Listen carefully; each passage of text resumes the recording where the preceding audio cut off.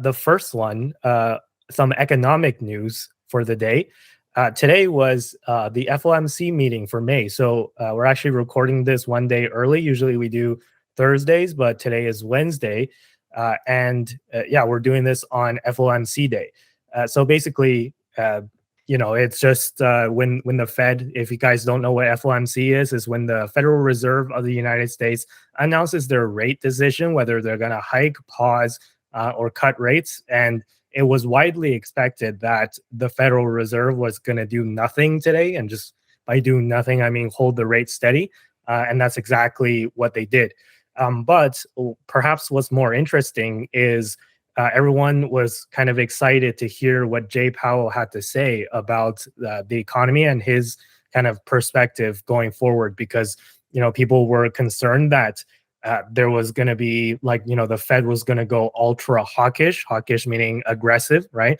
And implying that maybe there's going to be another rate hike down the line if conditions, if the economic conditions, if the inflation doesn't turn down like they were expecting, and if the economic conditions remain relatively strong in terms of employment numbers, which is so far what we have seen. However, what ended up happening was that Jay Powell was actually very dovish. If you ask any observers or anyone who watched the speech, basically they asked Jay Powell about stagflation, right? So stagflation is when your economy is stagnating, but inflation remains high. So that's obviously a big concern, and that's a very difficult situation if it were to happen for the Fed to deal with, because they don't want to jack up interest rates more because your economy is stagnating. But if you lower interest rates, then that means that inflation is going to get worse. So, that would be really bad, right? That would mean that the Fed is backed into a corner where they can't cut and they can't raise either. And then, you're just kind of stuck in this scenario where you get the worst of both worlds. You get like unemployment going up and inflation going up, right? So they asked Jay Powell what he thought about the possibility of a stagflationary period, and he basically said verbatim, he said, "I don't see the stag or the inflation." So basically, he doesn't see that as like a very likely possibility, and basically that kind of reassured the markets. And if you look at the markets, it just kind of it was starting the day off very in the red, and then it just kind of skyrocketed after he made those comments. And also, maybe what's interesting as well is he said that the Federal Reserve announced that it will be slowing down its pace of balance sheet reduction. So, in case you guys don't know what that means, just to briefly explain, so there's two kind of levers other than interest rates that the Federal Reserve can pull, right? Or is one lever, but they can pull it in either direction, and that's QE versus QT, which stands for quantitative easing or quantitative tightening. So quantitative easing, as the name implies, it loosens financial conditions, meaning that they basically they buy bonds, right? So when they buy bonds, they inject money into the market. So they take in a bunch of bonds and then they give out a bunch of cash, right? So that gives liquidity to the market and eases financial conditions, which is what they've been doing for a long time. During COVID and stuff, when they lowered interest rates basically to zero, they also did QE. But then now they're trying to tighten the financial conditions because inflation's gotten out of control. They're doing the opposite of that, which is QT, which stands for quantitative tightening. So tightening basically means that they're selling the bonds that they have and extracting cash out of the market. So they're giving the market bonds and they're taking the cash out of the market. So that causes liquidity to decrease. But what's happening is that the Fed is slowing down their pace of QT. So they were doing QT before and they're still doing it now, but they're going to slow down the pace of it. And the way that you can track this is what's called the Fed balance sheet. So if you guys look on the docket, that chart from Fred, the official government organization that tracks these things, basically you can see the Fed balance sheet, right? That's the line. And whenever it increases, that means that they're buying bonds. So that means that they're doing QE, right? So when that chart goes up, like when they're buying bonds, the bonds have to go somewhere, right? So it goes on a balance sheet, kind of like a, kind of like a company, right?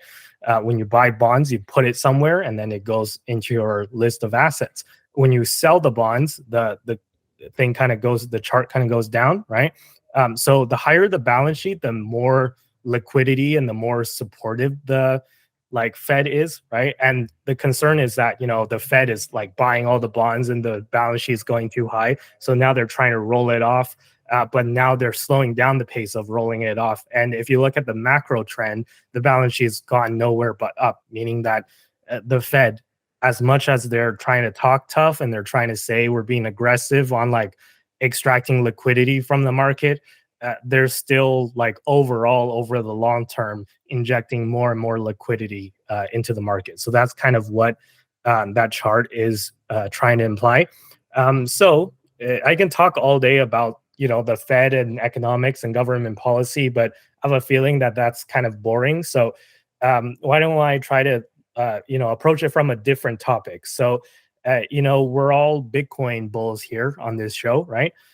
And why don't we try to approach it from maybe like a Bitcoiner's perspective, right? So as we all know, Bitcoin took kind of a dip recently, right? So it went from 65K ish all the way down to I think like 56, 57K, and then now it's rebounded slightly. Now it's just over 58K as I'm recording this. But a lot of people are kind of scared because if this is your first rodeo in the Bitcoin game, seeing a 20% decline or 20% plus decline in the price of Bitcoin in such a short amount of time, it's kind of daunting, right? I know that because at one point I was new to the Bitcoin game as well, right? So a lot of people are scared, especially people who are in Bitcoin proxies, which are even more volatile than Bitcoin itself. So for example, Bitcoin miners like Bitfarms, right? So I just kind of maybe wanted to get you guys' opinion on like Bitcoin and how like this FOMC meeting maybe affects Bitcoin and Bitcoin miners. But before I do that, let me just give a quick, maybe like a 30-second reassurance to everyone who's in maybe Bitfarm stock specifically, how I think that better days are ahead, right? So today was also the day that um, Bitfarms put out their April update, and I really do appreciate that they put out the update on May 1st, because which is today, right? Because they totally didn't have to put it out this fast, but the fact that they put it out May 1st, showing that they're not trying to hide anything, and it's good, sending good vibes, right? Basically. And if you look at the April report from Bitfarms, it's pretty much all good news as far as I can see. So what happened was Bitfarms, they mined 269 Bitcoin in April, which is compared to 286 Bitcoin in March. But keep in mind that in April we had the halving, right? So it occurred around 420, right? So April 20th. So after that, there was 10 days where the reward was cut in half. So logically, it would be lower than what they did in March, and also the hashing difficulty went up as well. But if you can see, like 269 versus 286, it's not that different, right? It's only a little bit less. And they also increased their Bitcoin HODL position a little bit, not by a lot, but 830 Bitcoin now, as opposed to 806 in March. But what's perhaps even more interesting is that they doubled their synthetic HODL position. So if you guys remember what that was, that's buying long dated call options on Bitcoin rather than buying Bitcoin itself. And the reason why you might want to do that, and my guess as to the reason why Bitfarms is doing this, is you can get more kind of leverage, right? Like a dollar goes further in terms of capturing Bitcoin's upside if you buy call options versus the underlying Bitcoin itself, right? And same thing with stocks, right? Like same reason why people would want to buy call options on stocks rather than buying the stocks themselves, because the dollar gives you more upside. So they doubled their synthetic HODL position, and then they also improved their efficiency 9%. which is pretty huge, right? And also, excuse me.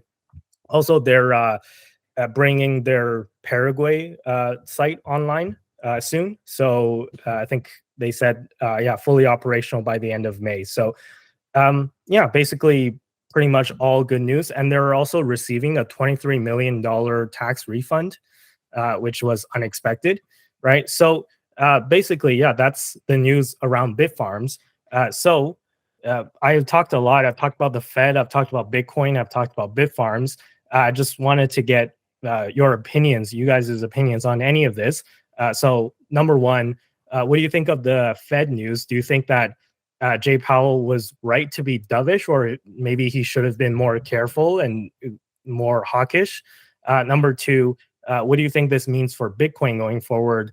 And number three, what do you think of the Bitfarms news? So three questions, or if you want to add more, if you want to answer questions that I didn't ask, if you want to add more info or your opinions, feel free to do so as well. So let me kick it to you guys.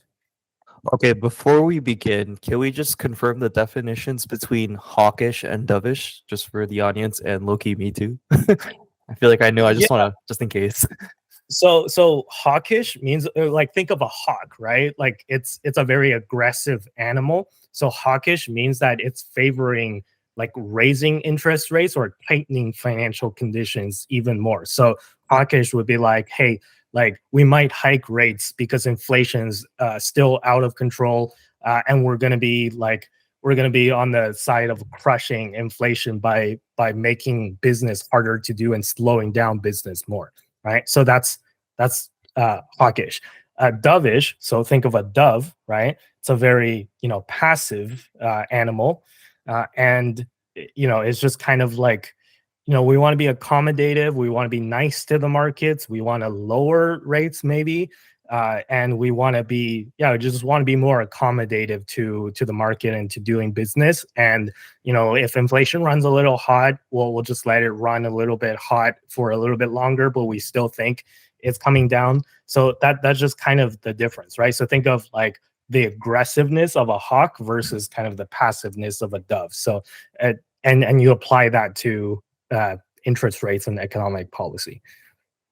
Okay, yeah, sure. So I think for the main part, for the interest rate pausing and potential like adding of the interest rates, I think he's just trying to be careful. That's the main thing. At the grand scheme of things, he probably doesn't want to repeat the events of the 70s and the 80s where they did a little bit of a slip up and then that caused a little bit of a bad economic effect. So he's trying to be extremely careful. Deep down, I'm sure he wants to perhaps maybe like drop those interest rates because a lot of people are drowning. He knows that for sure. Like I don't think he wouldn't know about that, but maybe like just based on historical data, like there's just too much bad instead of good, so it's just not quite where he wants it to be, and therefore like he's unable to be more dovish. There's like still little small signs of hawkishness, yeah, putting it into here. And then so yeah, I think time will tell, and then we'll see what happens in the near future, but fingers crossed for all of us because obviously we want more of a dovish approach. But